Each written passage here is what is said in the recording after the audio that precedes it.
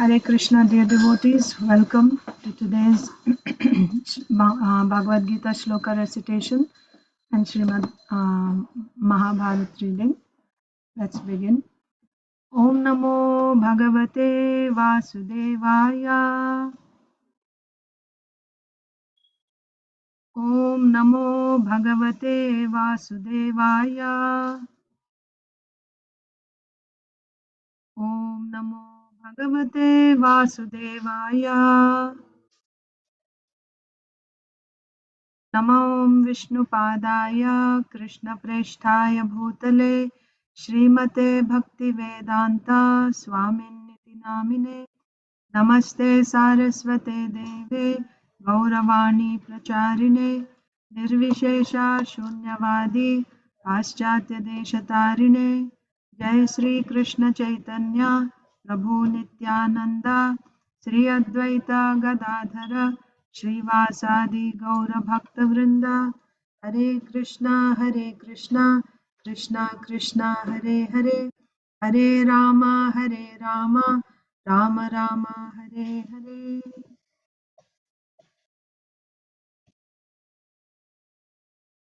Srimad Bhagavad Gita as it is, chapter 1, text 1. We will recite chapters 1, 2 and 3.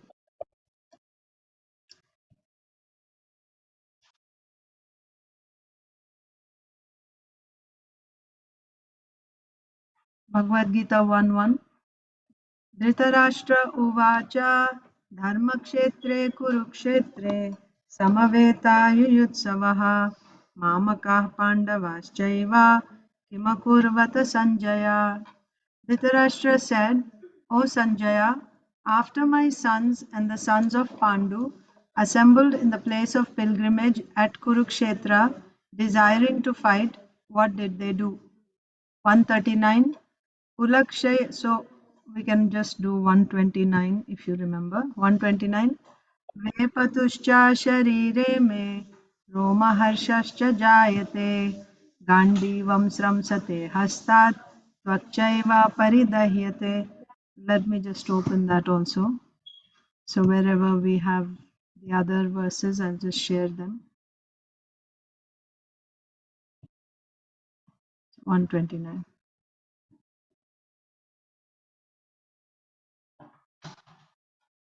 Okay.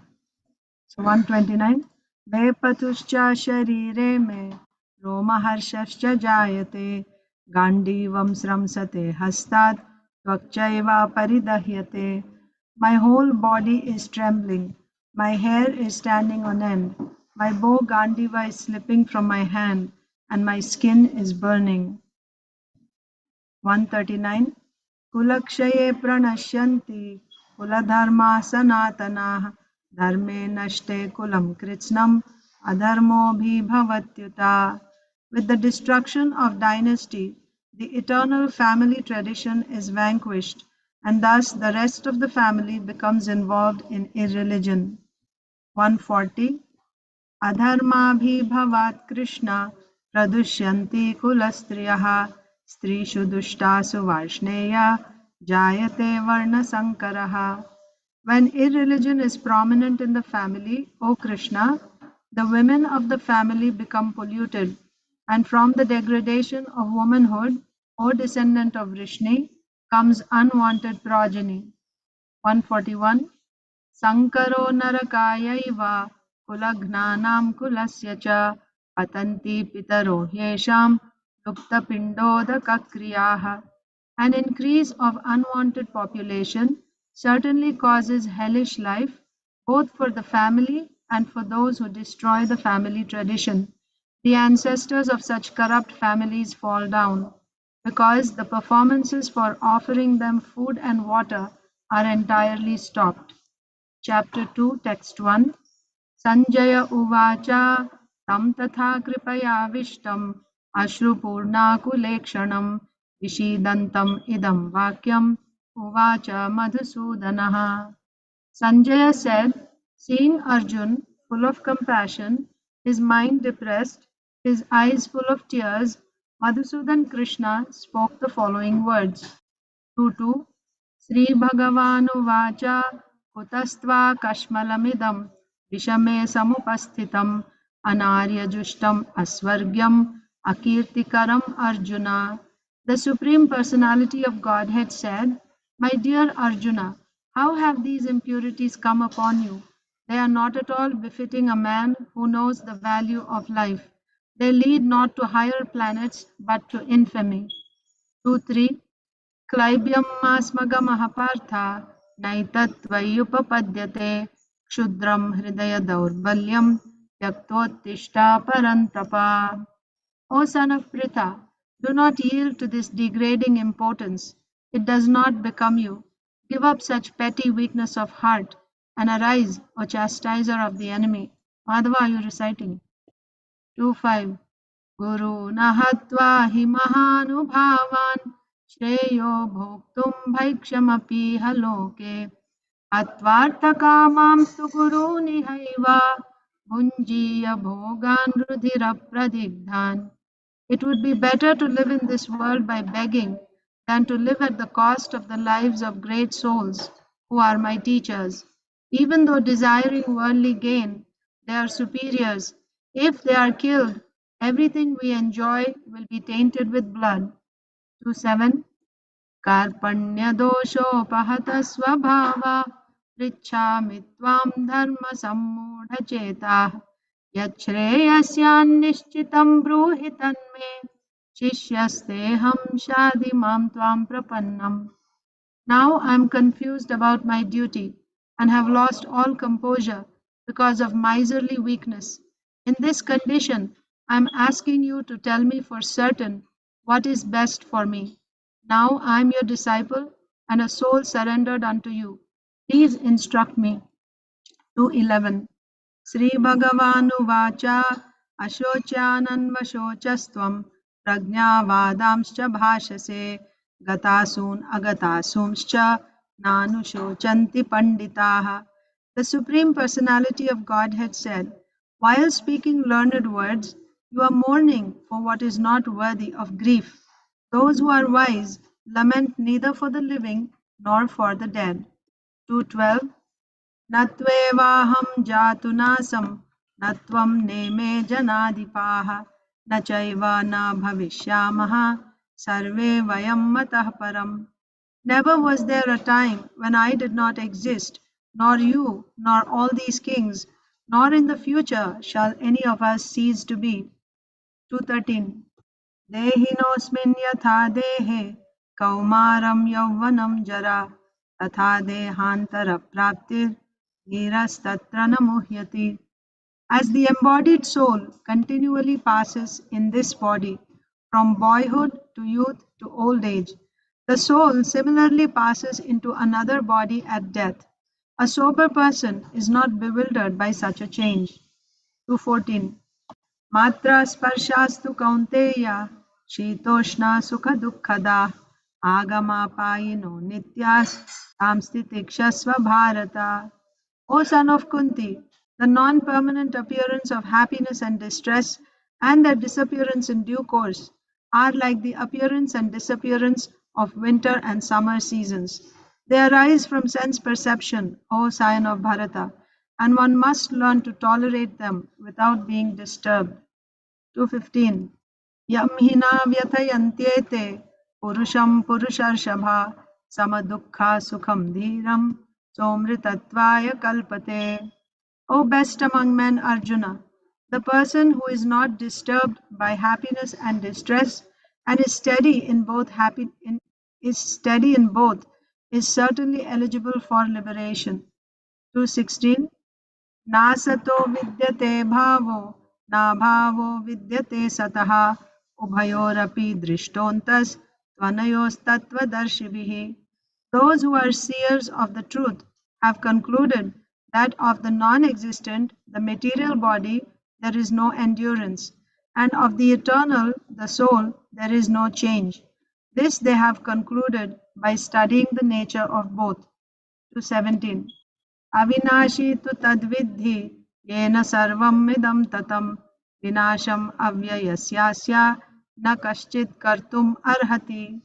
That which pervades the entire body, you should know to be indestructible. No one is able to destroy that imperishable soul. 218. Antavanta ime deha nityasyokta sharirinaha anashino prameyasya tasmadidhyasva bharata. The material body of the indestructible, immeasurable, and eternal living entity is sure to come to an end. Therefore, fight, O descendant of Bharata. 219. Ya enam vetti hantaram yaschainam manyate hatam ubhau tau na vijanito nayam hanti na hanyate.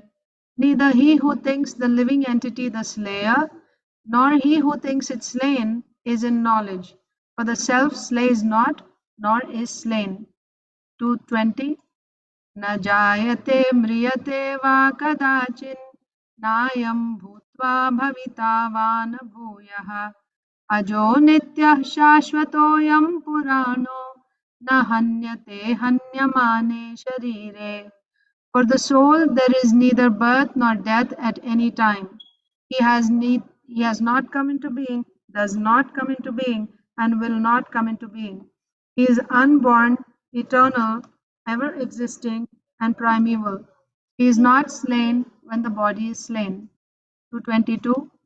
वासांसि जीर्णानि यथा विहाय नवानि गृह्णाति नरोपराणि तथा शरीराणि विहाय जीर्णानि अन्यानि संयाति नवानि देहि. As a person puts on new garments, giving up old ones, the soul similarly accepts new material bodies, giving up the old and useless ones. 223.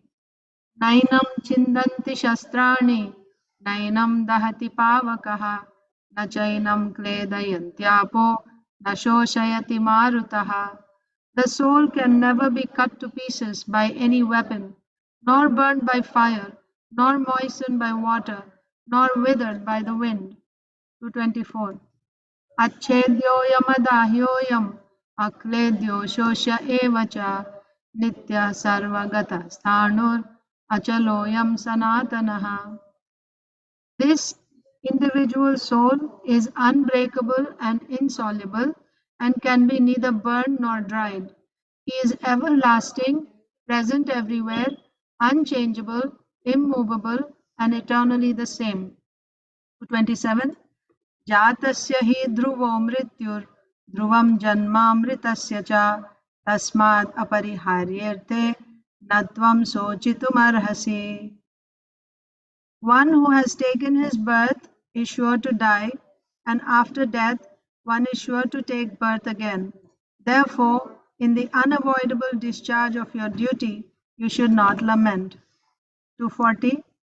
नेहाभिक्रमनाशोऽस्ति प्रत्यवायो न विद्यते स्वल्पमप्यस्य धर्मस्य त्रायते महतो भयात्.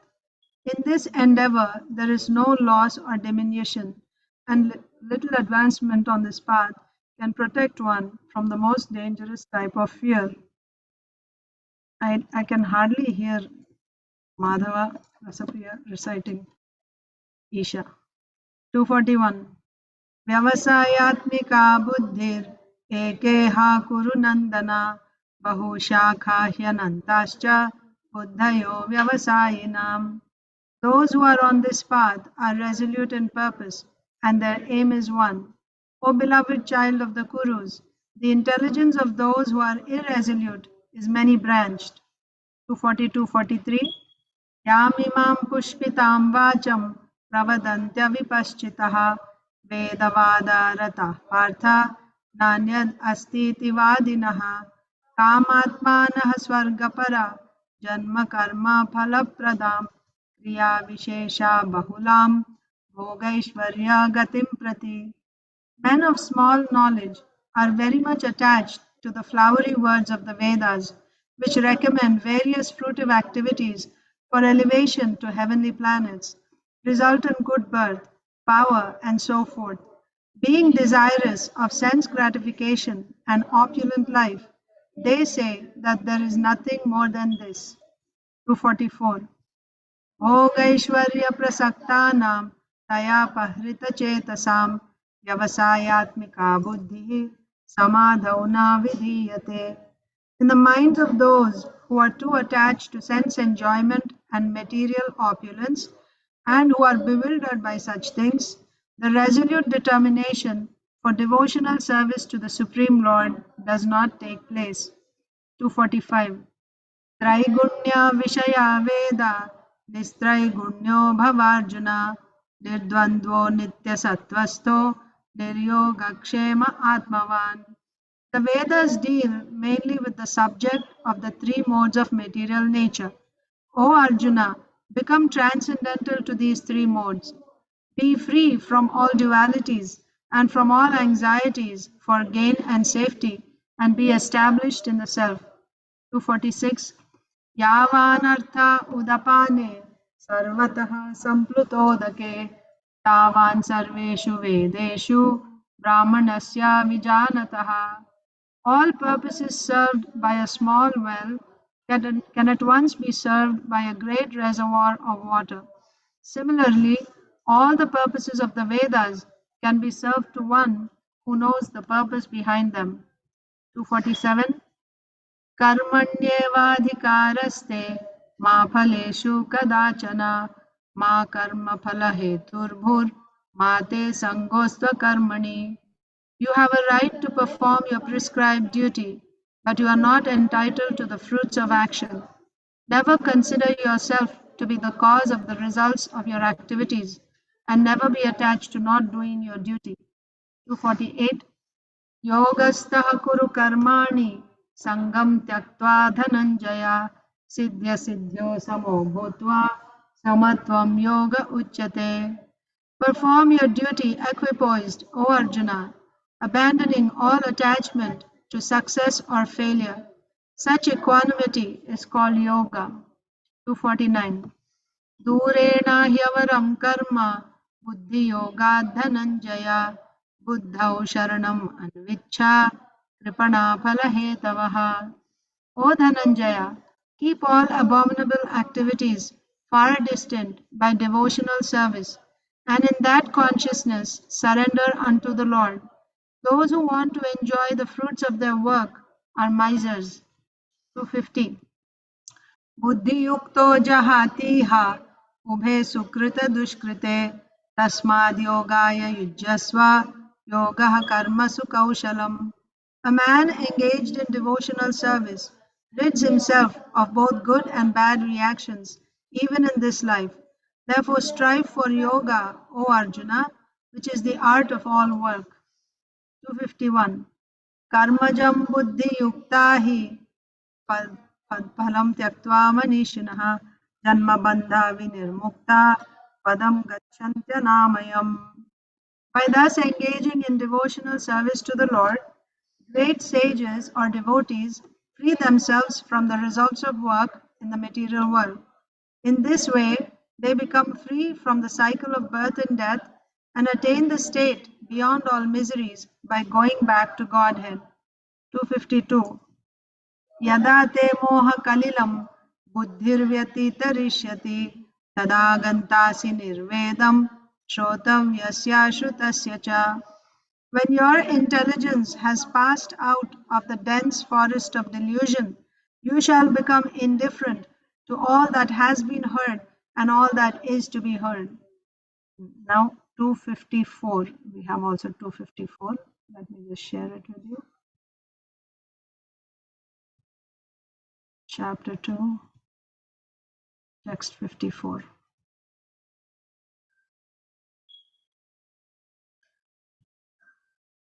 अर्जुन उवाच स्थितप्रज्ञस्य का भाषा समाधिस्तस्य केशव स्थितधि किं प्रभाषेत किम आसीता व्रजेत किम. Arjuna said, O Krishna, what are the symptoms of one whose consciousness is thus merged in transcendence? How does he speak and what is his language? How does he sit and how does he walk? 255. श्रीभगवानुवाच प्रजहाति यदा कामान् सर्वान् पार्थामनोगतान्. Madhava recite आत्मन्येवात्मना तुष्टः स्थितप्रज्ञस्तदोच्यते.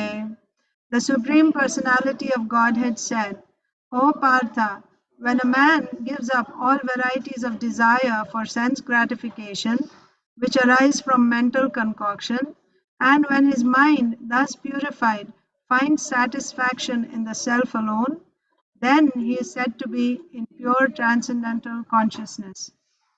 256. दुःखेष्वनुद्विग्नमनाः सुखेषु विगतस्पृहः वीतरागभयक्रोधा स्थितधीर्मुनिरुच्यते. One who is not disturbed in mind, even amidst the threefold miseries, or elated when there is happiness, and who is free from attachment, fear, and anger, is called a sage of steady mind. 257. यः सर्वत्रानभिस्नेहस्तत्तत्प्राप्याशुभाशुभं नाभिनन्दति न द्वेष्टि तस्य प्रज्ञा प्रतिष्ठिता. In the material world, one who is unaffected by whatever good or evil he may obtain, neither praising it nor despising it, is firmly fixed in perfect knowledge. Okay, let's do it like this. Now I will mute myself and one of you unmute, and you will be reciting and we will all recite together. Who wants to volunteer? Or I'll call on your name. Okay, Krishna Shish. You unmute yourself and I'm going to mute. Okay. Vishaya vinuvartante niraharasya dehinah rasavarjam swasya param drishtva nivartate. The embodied soul may be restricted from sense enjoyment through the taste of sense objects. Yes, but seizing such engagements by experiencing animal taste is fixed in consciousness. 260. Yatoto hirti kaunteya purushasya vipashchitah indriyani pramutini haranti prasabhamnah. The senses are so strong and impetuous of the dream that they forcibly carry away the mind, even of a man of discrimination who is endeavoring to control them. Tani sarvani swayamya yukta asita matparaha vashehi yasya vyani tasya prabhya pratishtita. One who restrains his senses, keeping them under full control, and fixes his consciousness upon me, is known as a man of steady intelligence. 262.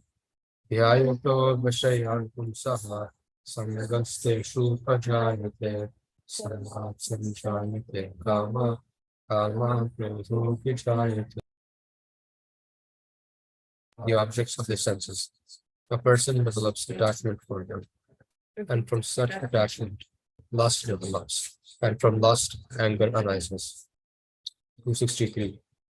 Krodhat bhavati sammoha sammoha smriti vibhramaha smriti bhanshad buddhi naso buddhi nashat pranashriti.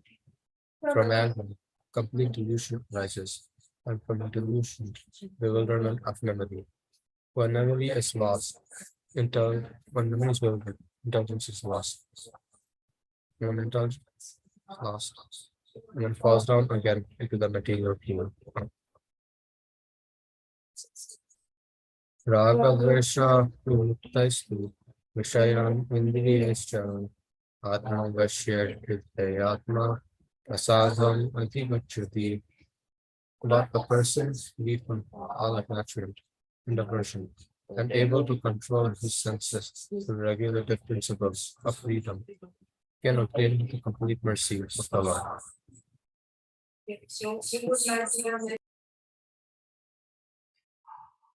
Who wants to go next? Quickly, we'll lose time. Rasapriya? Yes?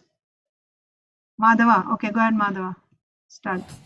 Prasade sarvadhukanam anarasya padayate prasannate tasyasu buddhi pratisthite.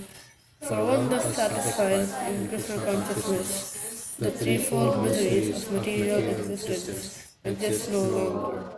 In such satisfied consciousness, one's intelligence is soon well established. नास्ति बुद्धिर्युक्तस्य यथा युक्तस्य भावना यथा भावः शान्तस्य कुतः सुखम्. One who is not connected with the Supreme in Krishna consciousness can have neither transcendental intelligence nor a steady mind. And without peace, there is no possibility of peace. And how can there be any happiness without peace? Indriyanam vitaratam yadmanonuvidiyate tadasya prajnam vayarvambasi. A strong wind sweeps away a boat on the water. Even one of the Roman senses on which the mind focuses can carry away a man's intelligence. Yanasa sarvabhutanam tasyam jagarti sayami tasyam jagarti bhutani sanasa pasyato munir. What is night for all beings is the time of awakening for the self-control, and the time of awakening for all beings is night for the introspective sage. Apuryamanam vacalapratistam samuddramapapravisanti advat tadvat kamayam pravisanti sarve sasantim apnoti kamakami. A person who is not disturbed by the incessant flow of desires that enter like rivers into the ocean, which is ever being filled but is always still, can alone achieve peace, and not the man who tries to satisfy such desires.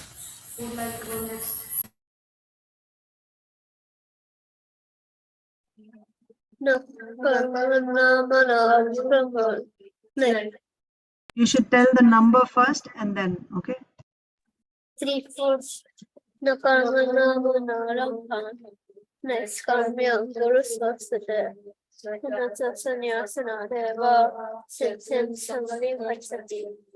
Not by merely abstaining from work can one achieve freedom from reactions. Not by renunciation alone can one attain perfection. 3, 5. Nahi kastat namapi jadratyastatya karmat karyate sakarma sarva prakriti. Everyone is forced to act helplessly according to the qualities he has acquired from the modes of material nature. Therefore, no one can be freed from doing something, not even for a moment. 3, 6. Karmendriyani samyamya yaste manasasman indriya vidyachara sarsa.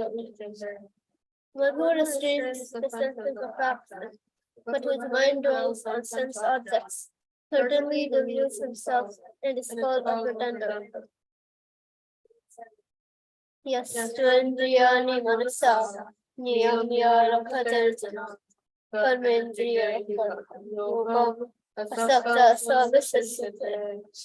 On the other hand, if a sincere person tries to control the active senses by the mind and begins karma yoga in personal consciousness without attachment, he is by far superior.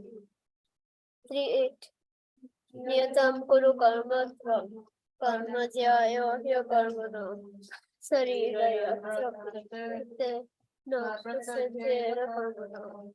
Perform your prescribed duty, for doing so is better than not working. One cannot even maintain one's physical body without work.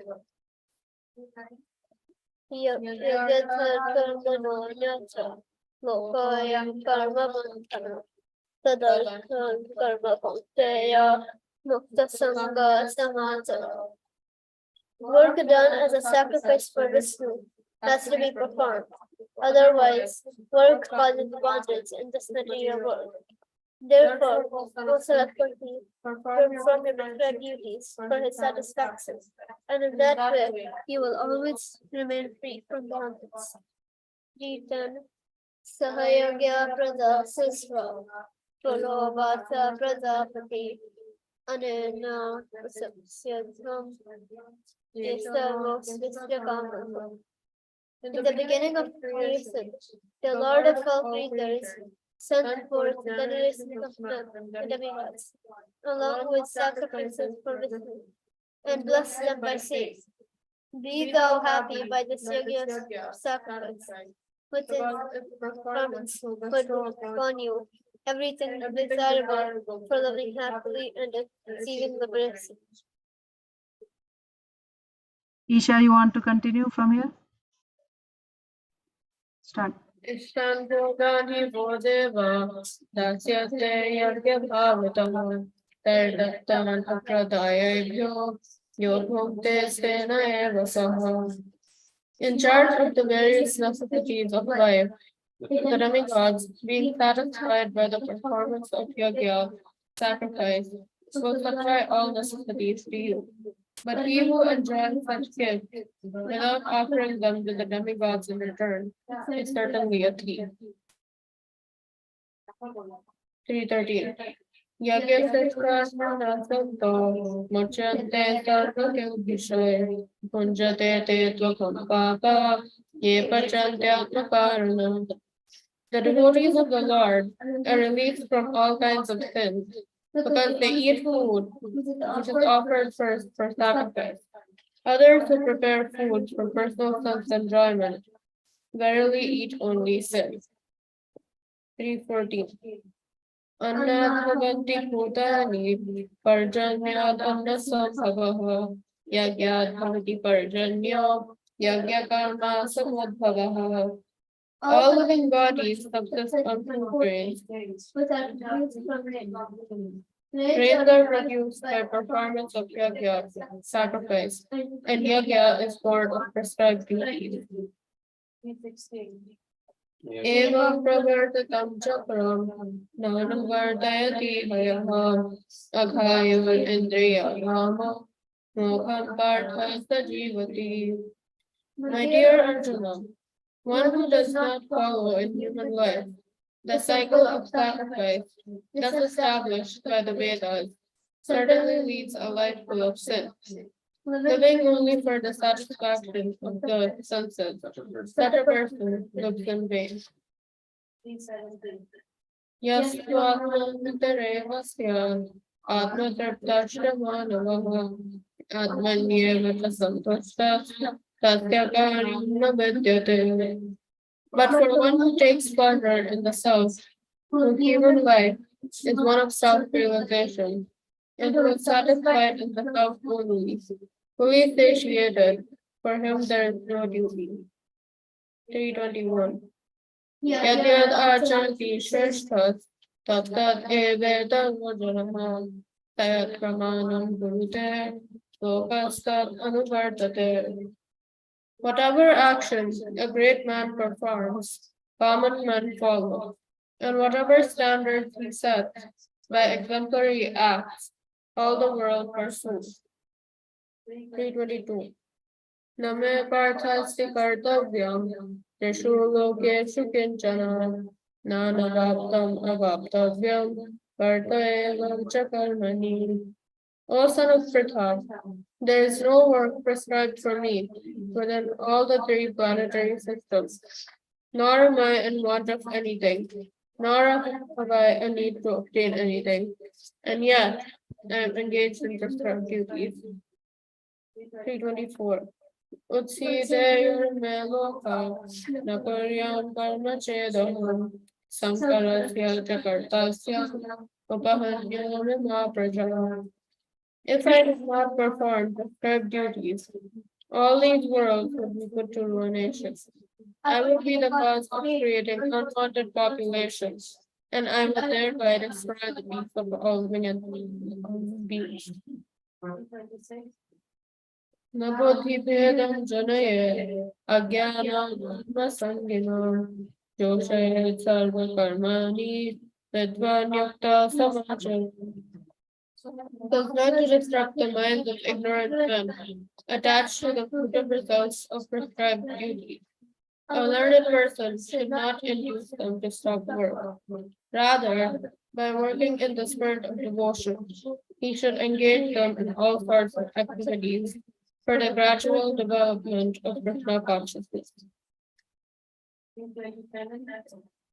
Prakrite kriyamanani gunaikarmasmi sarvasaham ahankara vimurhatma karta iti manyate. The spirit soul, bewildered by the influence of false ego, thinks himself the doer of activities that are in actuality carried out by the three modes of material nature.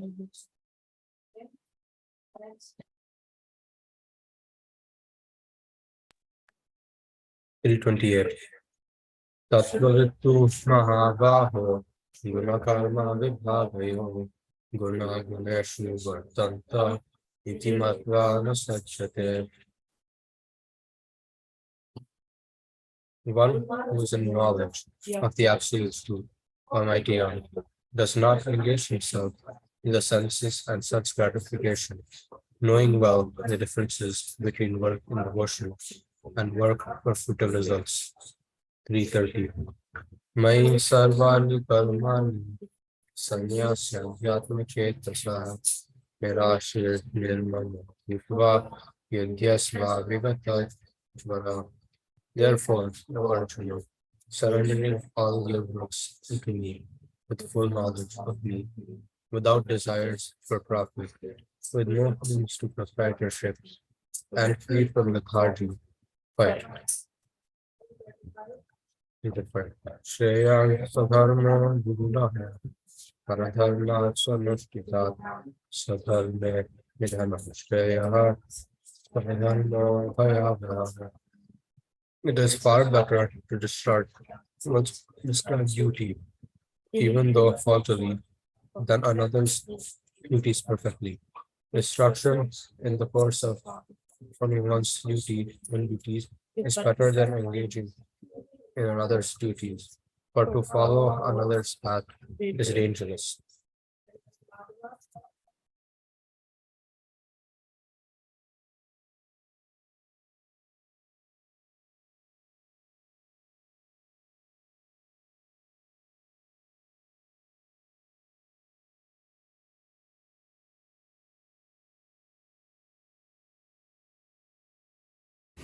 Chittati Sarvani Karmani Sanyasyadyatmatetasa.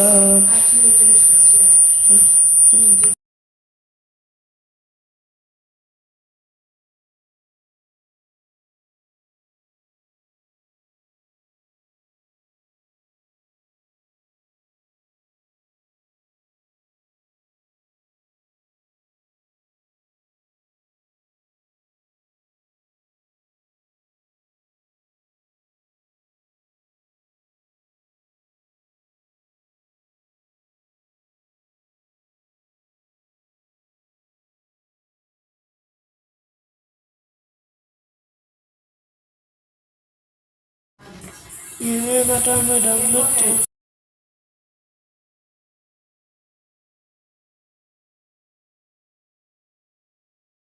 Yeme Matamadam Nutya.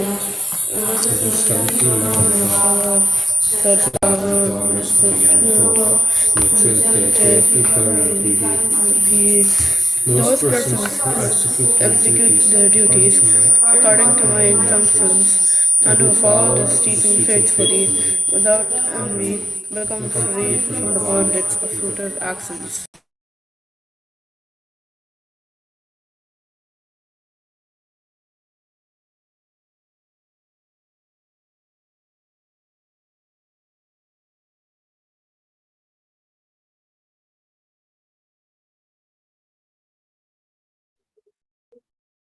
Arjuna Vacha Athakena Parayotoyam Papam Sarati Pursa Anitham Apipasreya Baladeva Niyojita.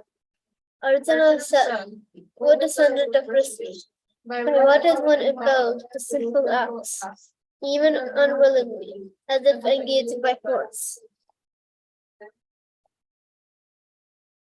Bhagavana Vacha Kamesa Hridayasa Rajogana Samudipava Mahasano.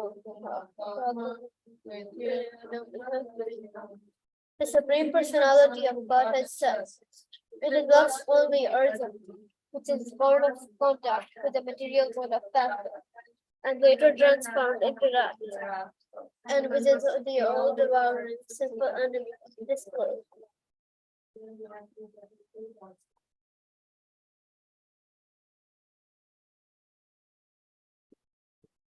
The 38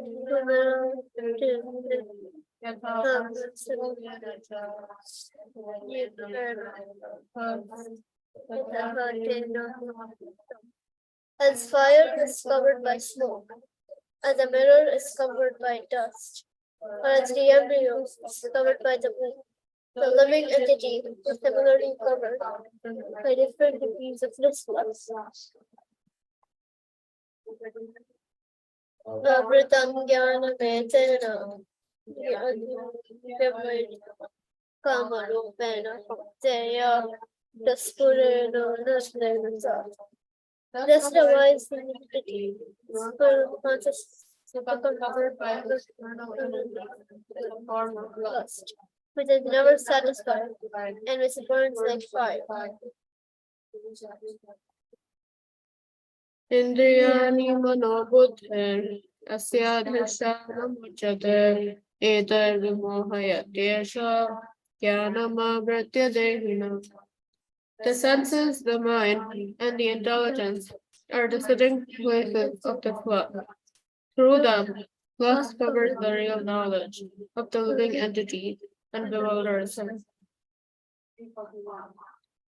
Tasmatvam indriyanyado niyamya bharatarshava papmanam prajahiyanam jnanam vijnana nasanam. Therefore, O Arjuna, best of the Bharatas, in the very beginning, curb this great symbol of sin, love, by regulating the senses, and slay this destroyer of knowledge and self-realization. Indriyani paranyahur, indriyebhya param manah, manasastu para buddhir, yo buddhe paradastaha. The working senses are superior to dull matter. Mind is higher than the senses. Intelligence is still higher than the mind, and he, the soul, is even higher than the intelligence.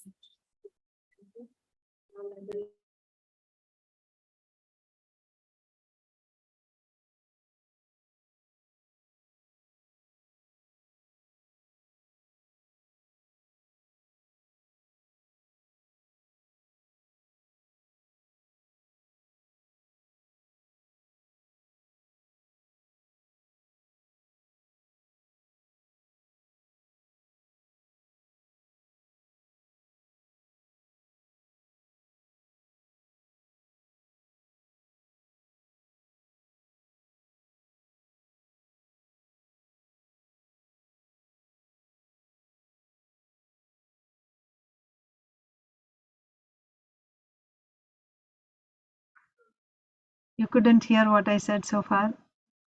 Okay, I'll say again. So we're reading Mahabharata. I was just giving a recap from yesterday. That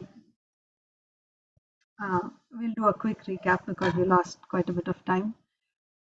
So we saw how Draupadi ji, when they are residing in Badrika ashram, and one day the wind blew 1,000-petal golden lotus, and when to Draupadi she found this, and she showed it to Bhimsen, and she said, "Certainly there must be more lotuses like this. Can you find where we can find them and get some more for me? I would like to carry them back with us to Kamyaka forest and then gift them to others." So Bhimsen wanted to satisfy her, so he went, um, and he was going higher than Badrikashram. So he was very powerful. So he was just scaling these mountains, climbing up, and then running through the forests, knocking down trees and elephants and any other, and he was roaring as he was running, scaring all the animals in the forest. Finally, he came to a lake where he found lotuses, and he thought it was the lotus where that Draupadi had shown. So he went inside that water and he refreshed himself. He drank, water. And then when he looked at the lotuses, he realized these are not the same lotus. These were not the same kind that Draupadi had. So then he thought, I'll go further and I'll look for that lotus. And he started going further and he came across one monkey. All of a sudden, he actually heard. He was roaring, but he heard a louder sound by which the whole earth was trembling and his hairs were standing erect. And then he wondered what's going on. And he saw a monkey laying on his way, a big monkey like a hill, and was just, you know, hitting its tail right against the ground, which was causing the earthquakes. So uh,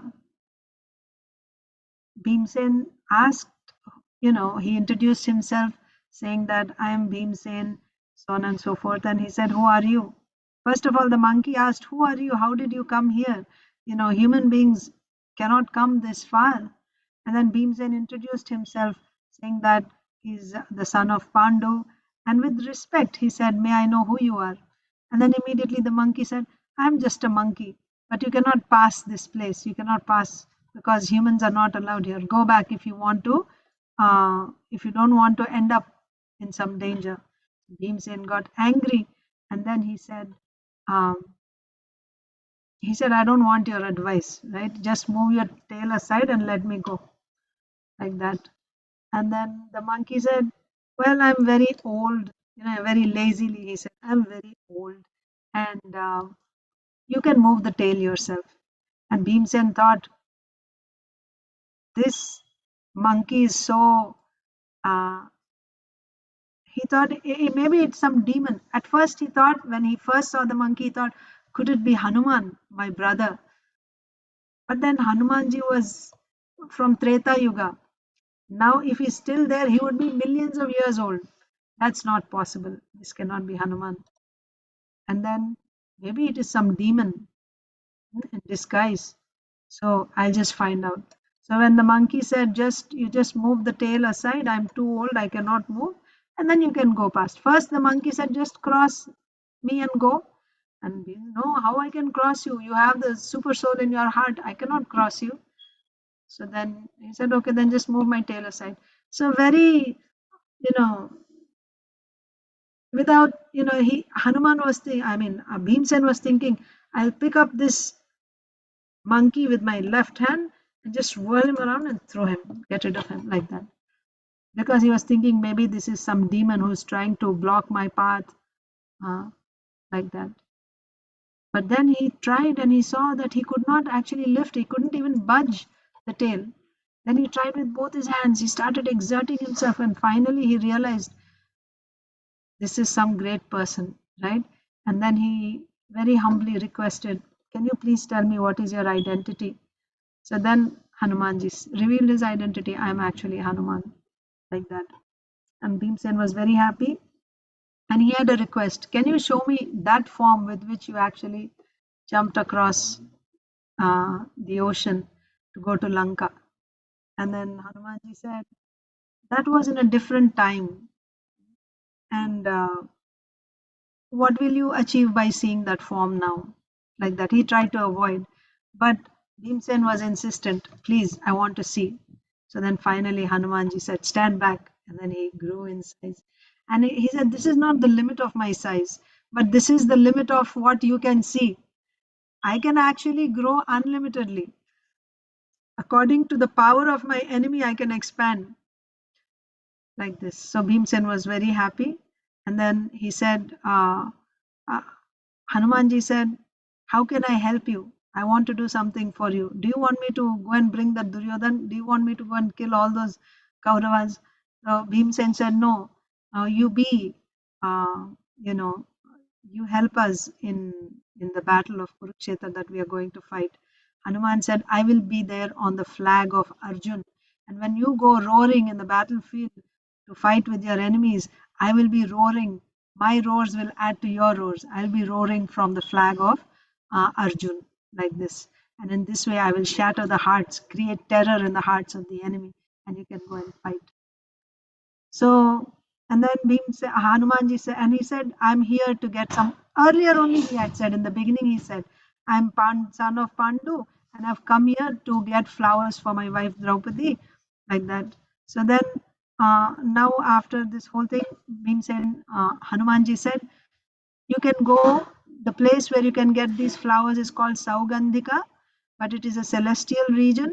So Hanumanji gave some warning, you should always respect the celestials, don't be rash, and also be kind to other living entities.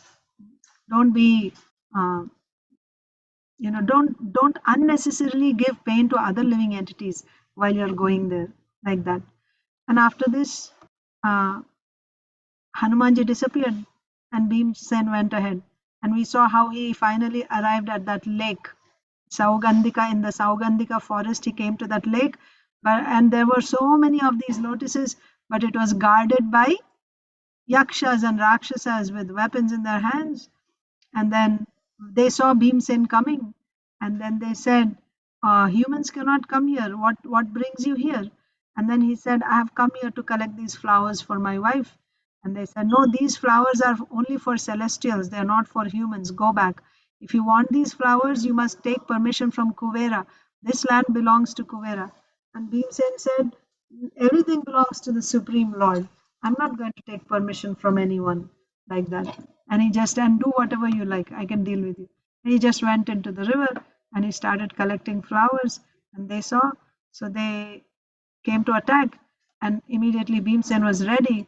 So with his gada, he just very quickly defeated. Some of them had their arms broken, legs broken, like that. The yakshas, out of fear, they started fleeing, flying in the air. They went to, all of them ran away, went to Kuvera to complain that one human has come here, Bhimsen has come here, and this is what he did to us. He's taking flowers from the lake.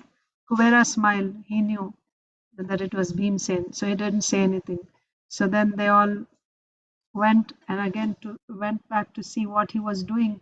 He was nicely playing in the waters and collected a bunch of lotuses and put them on the shore. So then, while this was happening, Yudhishthir Maharaj could feel he could see some omens, terrible omens, that there was some powerful activity going on. Maybe some fight was going on.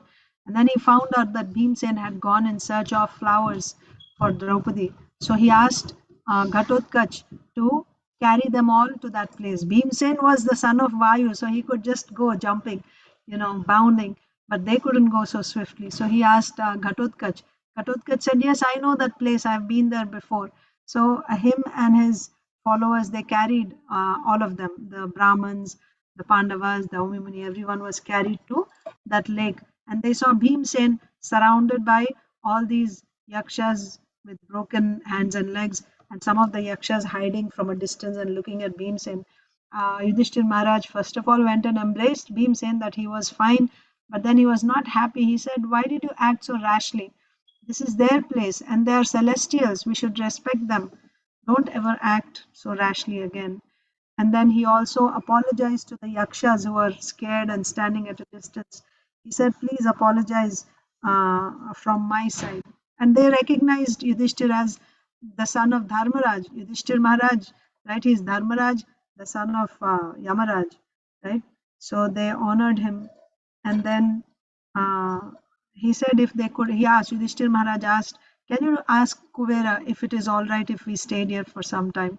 And then, yes, certainly, they got permission. So they were staying there. And then after some time, after a few days, Draupadi got a desire to, or actually Yudhishthir Maharaj got a desire. I would like to see, we've seen so many places of pilgrimage.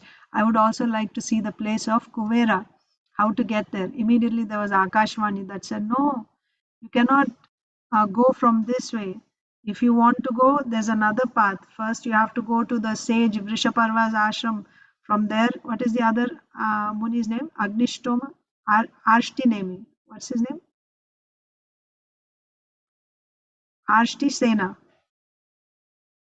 Forget. Isha. Okay. Anyway, so you have to go there and then they will guide you how to come. That's how you'll be able to come to Kuvera's uh, uh, place, not from here. And then honoring the words of the Akashvani, Yudhishthir Maharaj desisted from his desire to go to Kuvera's abode from there directly. And yeah, they went back to Badrik Ashram, right? And then, meanwhile, there was another Brahmana who was actually a Rakshasa, and that Rakshasa had disguised himself as a Brahmana, staying, looking for an opportunity to steal Draupadi. So one day, Bhimsen and Ghatotkach were away, and he took all the three brothers in one arm, and he also took their weapons and Draupadi in another arm, and he started running into the forest. And Yudhishthir Maharaj, Ashtisena, yeah, that's what Krishna she said, Ashtisena, okay. So uh, he ran trying to steal Draupadi, and somehow Sahadev released himself, and he was chasing after. He got his weapon also, his sword, and he was running after this demon. And while running, he was also calling out to Bhimsen. And Yudhishthir Maharaj was also admonishing this Brahman. How can you be so ungrateful, right? You've been maintained and you're trying to steal from the same person. You're going to hell for this. And while this was going on, Bhimsen arrived there. And then there was a fight between this Rakshasa and Bhimsen killed the Rakshasa. That's finished. And then now who comes? And they get news that Arjun is actually in. You remember what happened after that?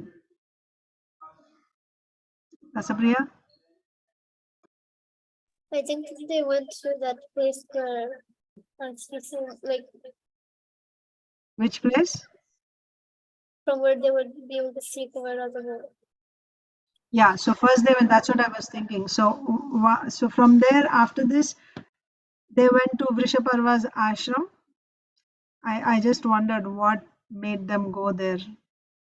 So they went to Vrishaparva's ashram, and from Vrishaparva's ashram, they stayed there for some time, listening to uh, narrations from the scriptures, and from there they went to Arshtishena's ashram, and they had a desire to go to Kuvera's abode. And then Ashtishena said, no, this is the highest point anyone can come, unless you have certain, only the celestials can go beyond this point. But from my ashram, you can hear Kuvera being worshipped. From time to time, all the demigods, they come and they worship Kuvera. The yakshas worship him with musical instruments. You'll be able to hear. I have been there myself, like that. So then Acha, it was Lomasa Muni who told the Pandavas, right? Now it's almost time Arjun can come at any time. So that's when they were preparing to receive Arjun. So they were climbing higher on Gandhamadana mountain, and then they reached Vrishaparva's ashram. And after that, they went to Ashtishena's ashram. And then Ashtishena, from there, they said that we want to see Kuvera's place, and he said, no man can go there unless he's entirely pure and sinless. Uh, but yeah, so the Rishi suggested that they should just stay in his ashram until Arjun came. Just stay here. And then he said, he also kind of warned Bhimsen to be not to become restless and rash. Just live peacefully here, like that. But Bhimsen wanted to, so one day he went alone, and he wanted to see, he was curious, right? So he climbed higher alone. Actually, no, Draupadi was the one who had this desire. She wanted to see Kuvera's abode, and she kind of taunted Bhimsen, saying that if only Arjun were here, he would have very easily defeated those yakshas and all that. So Bhimsen felt wounded, and she said, "Of course, you can also do it like that. You should go." Something like, "I dare you to do it." So then Bhimsen climbed up, and he went, and he was seeing. There were so many, there's a description of Kuvera's palace, how it is. Yeah, yeah, his opulence. When he saw the opulence of Kuvera's kingdom, it reminded him of their stay in Indraprastha and how Yudhishthir Maharaj was once so powerful and in so much opulence, and how it is because of Duryodhana and party that they are brought to this state. Now he became very angry and he just blew his conch shell, and all the yakshas who were guarding that palace, they became alarmed. From where did this enemy come? And they started shooting arrows at him, and then he fought with them and he just started killing them. Then their leader, commander in chief Maniman came, and after there was some fight between the two. There was a fight between the two of them, Bhimsen and Maniman. Finally, Bhimsen killed Maniman. When Kuvera got news that Bhimsen came to his palace, and then he killed his men and even his commander in chief, he became upset. He said, "This is too much." Huh?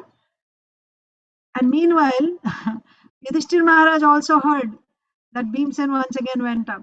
So again, he went up with the help of Ghatotkach. He went there, and when he saw the damage caused by Bhimsen, how so many yakshas were killed, he was not happy at all with Bhimsen. He just went and sat down, and he said, "If you at all respect me, you will never ever again so rashly."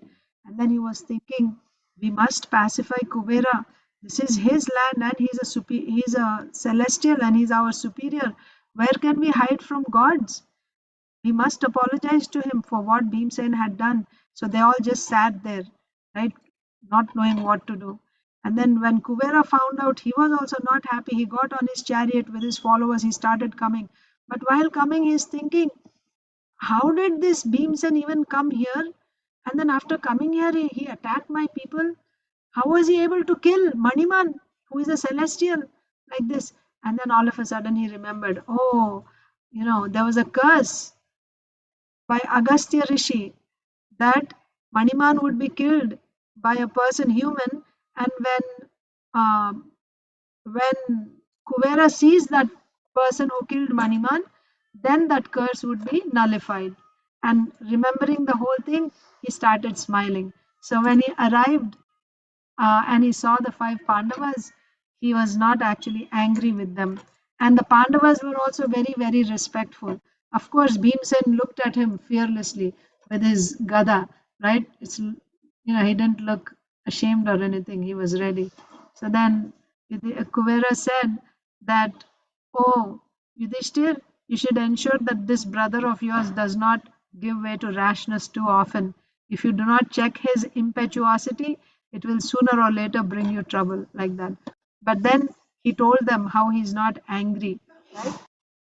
And he even blessed Bhima. He said, "May you destroy the pride of your enemies and enhance the joy of your friends," like that. And telling them about the curse, he finally went away from there, disappeared from there. So that's where we ended yesterday. Now we'll continue. Arjun returns. Although offered every kind of enjoyable thing by their celestial hosts on Gandhamadana. Okay, in addition to all this, Kuvera invited them to stay there in his place, right? Kuvera's abode. Until Arjun came, they could come, like he invited them to be his guests. So they were honored with all, you know, nice food and everything, right? And the place itself was so wonderful, amazing. So they stayed there. So, although offered every kind of enjoyable thing by their celestial hosts on Gandhamadana, the Pandavas thought only of Arjun. They could not wait to see him again, and the days passed slowly as they expected his return at any moment. The Yakshas brought Daumya and Draupadi to the mountain summit to be with the Pandavas and to greet Arjun when he arrived. So this time, the second time, when Yudhishthir found out that Bhimsen had gone to Kuvera's abode, Draupadi didn't go yet. Just the three of them had gone. The Pandavas, the three brothers had gone. And of course, those who took them there, the Ghatotkach, etc. So now these yakshas, they went and brought Daumya, Draupadi also to Gandhamadana, where the other Pandavas were there. And they all waited there to greet Arjun when he arrived. On the seventh day from the battle, which battle? Battle between Bhimsen and the Yakshas. The Pandavas saw in the sky Indra's brilliant chariot approaching the mountain, resembling a meteor emerging from the clouds. Upon it they saw Arjun, seated like Indra himself. He was wearing glowing silk robes and was adorned with celestial ornaments and garlands, a brilliantly jeweled coronet on his head. The Pandavas stood to receive him. All of them felt the greatest happiness as the chariot slowly descended, drawn by its 10,000 steeds. As it reached the ground, Arjun got down and bowed at Daumya's feet, then at Yudhishthir and Bhima's. The twins then bowed to him, and he greeted Draupadi with gentle words. He handed her a number of celestial gems of sun-like splendor which Indra had given to him. Yudhishthir also greeted and worshipped Matali as if he were Indra himself. He inquired from him about the gods' welfare. Matali spoke affectionately to the Pandavas as a father might speak to his sons. Then he ascended the chariot and returned to Amaravati. Arjun sat amid his brothers while they asked him to tell them all about his adventures. He narrated everything he had experienced, beginning from his first meeting with Indra in the form of a Brahman up to his departure from heaven. Arjun told them that after he had received his training from Indra, he had to offer him dakshina. Indra had said to Arjun, "There is nothing in the three worlds which you cannot now achieve. You are master of all the divine weapons and have no equal in warfare. I desire that you destroy my enemies, the Nivata Kavachas, a race of fierce Danavas who dwell in the womb of the ocean in great forts. By killing these demons, you will fully gratify me, O hero, and repay your debt to me." Indra then allowed Arjun to use his chariot and gave him a suit of impenetrable armor. He had also placed upon his head the coronet, saying, "Be victorious." Blessed by the celestials, Arjun then set out on Indra's chariot. As he was leaving, the gods presented him with a conch shell called the Devadatta. This is where Arjun got his Devadatta, whose sound could disperse his foes. Matali drove the chariot, and they soon approached the ocean. Arjun described the ocean to his brothers. That dreadful and inexhaustible lord of the waters was covered by swelling waves that dashed against each other, appearing like moving hills. I saw ships full of gems sailing the sea, as well as whales, timingilas, serpents, and other fierce aquatics. Through the waters I could see submerged shells and heaps of precious stones. They appeared like stars on a night covered with light clouds. Arjun described how Matali had steered the mystical chariot, which could travel anywhere in the three worlds, through the ocean toward the Danava city. So this is a chariot, but it could go through the ocean also. Yeah, towards the Danava city. As it entered the nether regions and approached the city, it made the whole region resound with the fearful clatter of its wheels. Hearing the thunderous sound, the Danavas considered that Indra must be approaching to do battle with them. They closed the city gates and manned the ramparts. I saw thousands of demons standing with bows, swords, javelins, axes, maces, and clubs, their hearts filled with fear and their limbs trembling. Taking out the Devadatta, I let out many mighty blasts which made. Okay, Madhava is asking which ocean was this? Which ocean was this? Yeah, I don't know which ocean this is.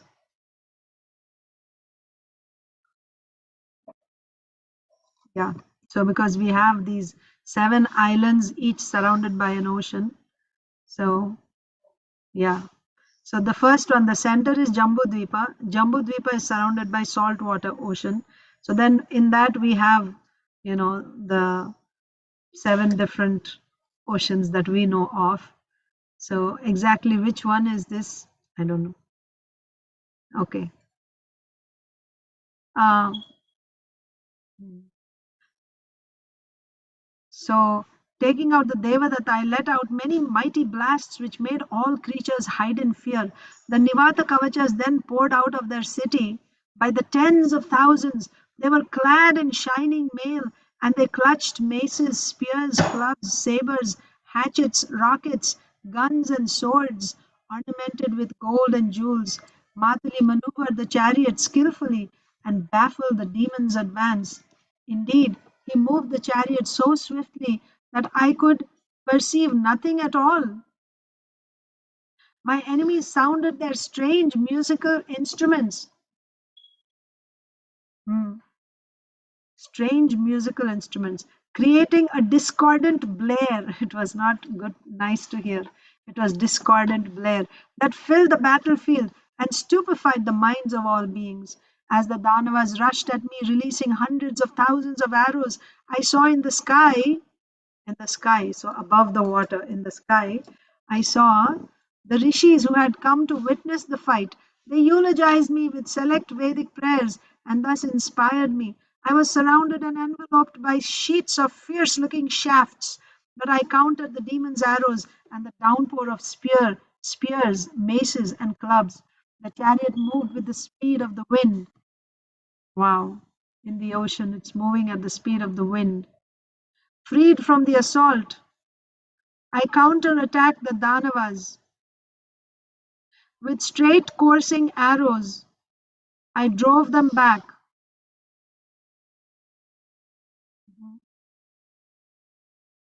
I counterattacked the Danavas with straight coursing arrows. I drove them back, piercing each demon with a number of deadly shafts. At the same time, Matali urged my 10,000 steeds toward the enemy and trampled vast numbers of them. He drove the chariot with such dexterity that it seemed as if it was being drawn by only one horse. Firing my arrows with unerring accuracy, I cut off the outstretched arms of the demons, which fell to the ground, still clutching their weapons. Their helmeted heads rolled on the earth like so many ripe fruits shaken from trees. The Danavas came at me in wave after wave. I charged my arrows with the Brahma mantras and cut them down as they rushed upon me. But so great was their number that I became sorely oppressed on all sides. I then took up Indra's weapon, the mighty thunderbolt, and hurled it against the demons. It threw them away from the chariot and smashed all their weapons to pieces. I quickly followed this move by shooting 10 arrows at each of my assailants, 10 at each. Seeing shafts leaving my bow like rows of black bees, Matali praised me. The arrows, inspired by mantras, drove back the enemy and mangled the soldiers. Blood was flowing like rivulets during the rainy season. The infuriated demons then began to fight by using illusions. Instantly the Danavas vanished, and rocks showered from the sky. Aiming upward and whirling quickly about, I checked the rocks with crescent headed arrows, smashing them to pieces. Then the demons sent down torrents of rain, accompanied by a fierce wind. The whole area was flooded, and no difference could be perceived between earth and sky. There seemed to be an endless sheet of water covering everything. So, there's a city at the bed of the ocean. Looks like there's land there and there's a whole city at the bottom of the ocean. That's what I'm seeing. And now that place is, because of the illusions created by the Danavas, they sent forth torrents of rain and wind, so that area became flooded. And no difference could be perceived between earth and sky. There seemed to be an endless sheet of water covering everything. Struggling to keep my mind controlled, I invoked the flaming Visoshana weapon, which Indra had also given me. It immediately dried up the waters, and the air was filled with a massive cloud of steam. I could hear the demons' terrible shouts, although they remained invisible. They sent tongues of fire at me and a screaming hurricane. I countered the fire with a celestial water weapon and stopped the wind with a mountain weapon. Then they caused a fearful darkness so that I could see neither Matali nor my own hands wielding the bow. A shower of iron clubs fell from above, and the Danavas let out horrible screams on all sides. The steeds drew back, and Matali dropped his whip and cried out, "Where are you, Arjun? What happened?" Both of us were struck with terror. Matali said, "O sinless Arjun, although I have accompanied Indra in many encounters with the demons, I have never been confounded in this way and lost control of the horses. It seems that this battle has been ordained by the Creator Himself, who now desires the destruction of the universe. Surely no other outcome is possible from such a terrible fight." I stood silent for some moments to gain control over my mind. Then I replied, "Be at ease, charioteer. See now the prowess of my arms and my weapons. I shall counter these illusions with the Gandiva bow." I then invoked astras capable of stupefying the enemy, and the Danava's illusions were dispelled. They again appeared before me. Without delay, they produced more illusions that stunned my mind and senses. At one moment the earth seemed covered by darkness, then it seemed to be submerged in water, then it disappeared completely, so that my chariot appeared as if suspended in space. I released the Shabdavedi weapon and dispelled that illusion, whereupon Matali again steered the chariot toward the enemy. The demons flew toward me in a rage. I cut them down remorselessly with great volleys of razor faced arrows. Then they vanished again, continuing to fight invisibly. By using celestial weapons capable of seeking them out, I continued to slay them. The Nivata Kavachas then gave up their illusions and retreated into their city. At once everything became visible. I saw the ground covered with their mangled bodies, their weapons, ornaments, armor, and limbs. It was impossible for the horses even to step. Matali urged them upward, and the chariot sprang into the sky. Seeing my foes retreat, I relaxed. But the next moment, the demons invisibly attacked me again. A thick shower of mountain crags rained down upon me. From beneath me, I felt the Danavas grasping hold of the horses' legs and pulling them down. So many rocks were falling that it seemed as if my chariot was in a cave. Again, I was gripped by fear. Seeing this, Matali said, "O Arjun, take heart. Use Indra's thunderbolt weapon. It will destroy these rocks." I chanted the mantras to invoke Indra's weapon while placing iron darts on the Gandiva. Charged with the power of Indra's Vajra, the darts sped toward the crags and smashed them to powder. The darts also dispelled the demons' illusions and struck them down from the sky. They fell screaming on all sides like huge meteors dropping from the heavens. Many of them fled and entered the bowels of the earth, while others vanished into the sky. Realizing that the demons had been defeated, I told Matali to drive the chariot into the city. He gazed about the battlefield in amazement and said, "I have never witnessed such prowess, not even from the gods. These demons have until now been impossible to conquer, even by the combined efforts of the gods." Matali drove the chariot toward the city gates, and I reflected on the battle. Although hundreds of thousands of Danavas, each like a mountain, lay dead, neither Matali nor myself had been injured. This was wonderful. Without doubt, it was Krishna's potency alone that had protected us and enabled me to defeat the gods' mighty foes. So, this is a devotee. However wonderful things he does not take any credit for himself. He understands it is all because of Krishna's protection. We entered the Danava city and saw thousands of wailing women. They fell back in fear as we passed, terrified by the chariots' thunderous rattle. The clash of their jewels and ornaments as they fled resembled the sound of hail falling upon a mountain. I saw the ladies quickly disappear into their golden palaces, which were bedecked with countless gems. Astonished to see the city's opulence, I said to Matali, "This place appears superior to Amaravati. How is it that the gods do not reside here?" Matali replied that the city had once been Indra's residence, but the demons gained possession of it after releasing Brahma, after pleasing Brahma through asceticism. Brahma gave them boons which rendered them invincible to the gods. Indra had then gone to Shiva and asked his assistance, whereupon Shiva replied, You shall regain this city in the future when you assume a different body." As Arjun spoke, his brothers looked at him in amazement. His prowess in battle now exceeded even that of his illustrious father, the Lord of the gods. Arjun continued, "I then left the Danava city and headed back toward Amaravati. On the way back, the chariot passed another great city which floated in the sky and shone like a second sun. It was full of trees, made of jewels, and adorned with golden towers and palaces. 4 impregnable gateways stood on each side of the city, studded with iridescent gems that radiated countless hues. I have never seen anything like them. Matali told me that this was the city of the Kalakanyas, a class of fierce Daityas. It was called Hiranyapura, and even the gods could not conquer it. Therefore, the demons dwelt there without fear. The Kalakanyas were destined to be killed by a mortal by Brahma's arrangement. Thus, Matali urged me to rush upon the Daityas and please Indra. I replied, "Take me there at once. The gods have no enemies whom I do not also consider my enemies." As we approached the city, the demons charged out in a body, thinking that Indra had come to fight. Without a second's delay, they rained weapons upon me: arrows, maces, swords, axes, darts, and lances. I countered their attack with mighty volleys of shafts from the Gandiva. Matali drove with such skill that the Daityas were bewildered and they fell upon one another in their attempts to attack me.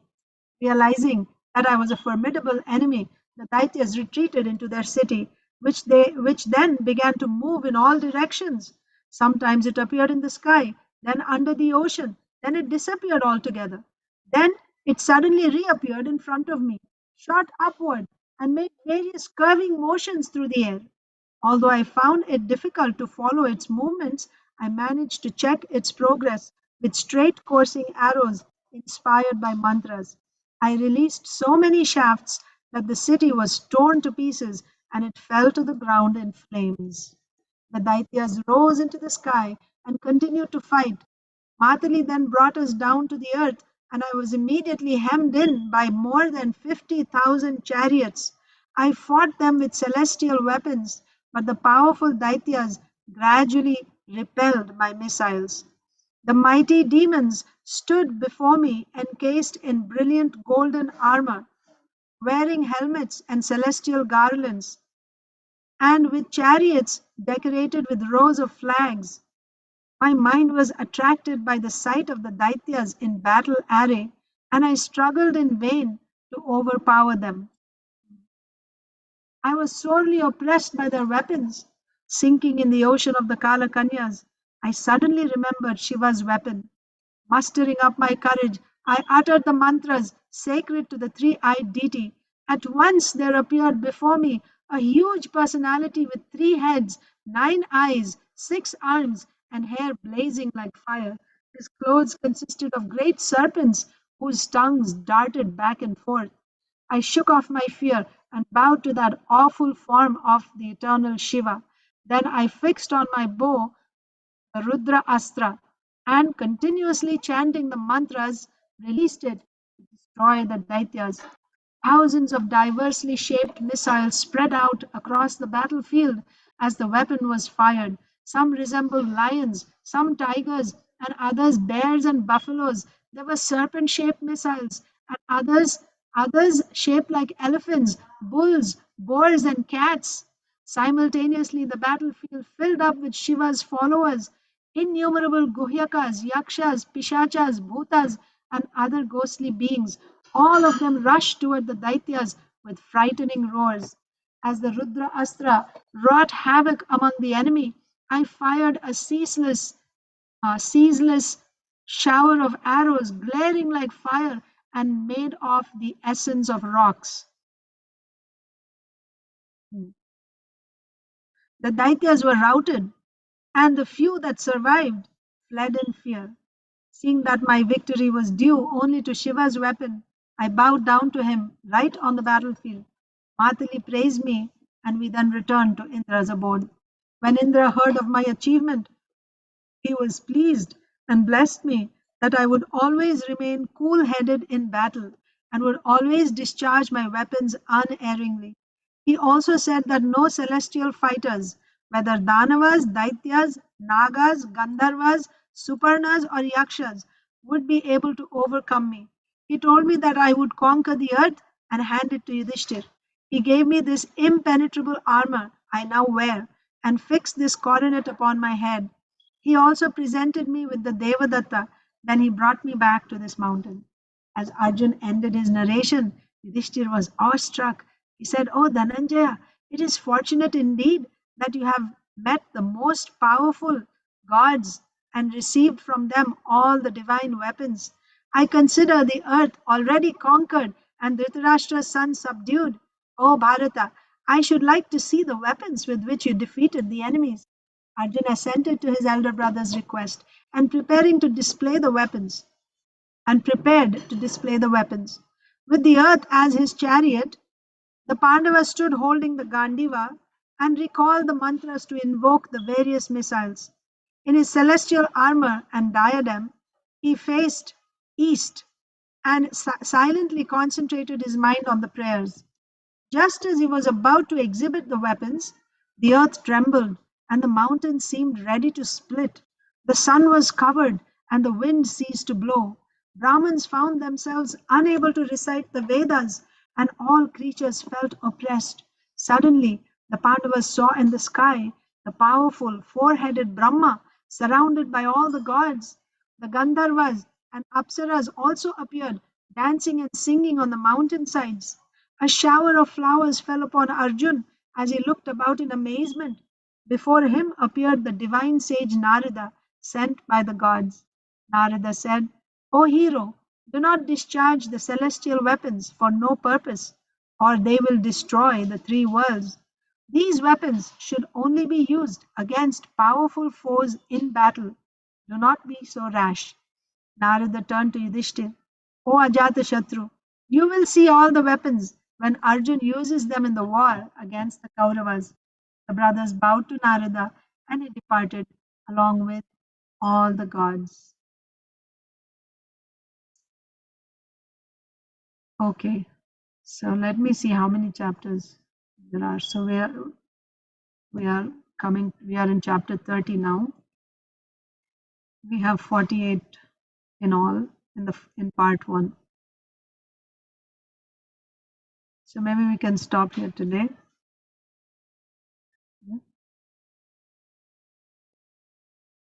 Yeah, we'll stop here today. It's a big chapter. We'll continue tomorrow.